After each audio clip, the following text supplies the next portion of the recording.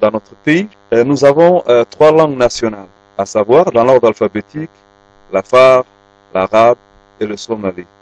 Pouvez-vous dire quelques mots qui résument un peu ce que vous venez de dire par rapport à toutes mes questions dans ces trois langues, si vous voulez bien?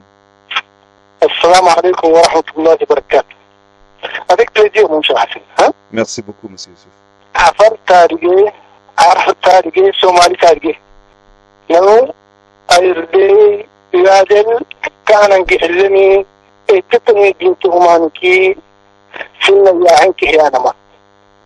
توكلي إيه تجينك تدوري ملاي إيه توينك بايتبع ورحيين ما الدين ديك سنة تعرفين كيدا لك أحمد ليانا توعدي بيته أنا نسيبي للتقدم فيه دوايوة داره رحمته بين ربوة حسب يعني ما رجل ومرأة داره دوايوة كينكو تبدأ سياسة عادلة يبدأ هنا هجدي وهو تنجح اللسان بارتي يرضى في عشتكيني يادر اللي هبتحتني وكل عسانا قبول الدهيتانا ضد هيتانا هجدي ملاكي مالوكي أردك لا فقه تحين مشير السريتو بكوي تو عارفك الملناي أواي عقسنا رمضان نهي رمضان نهي الكالسين هي الكالي كاي خيرين كيني بولاي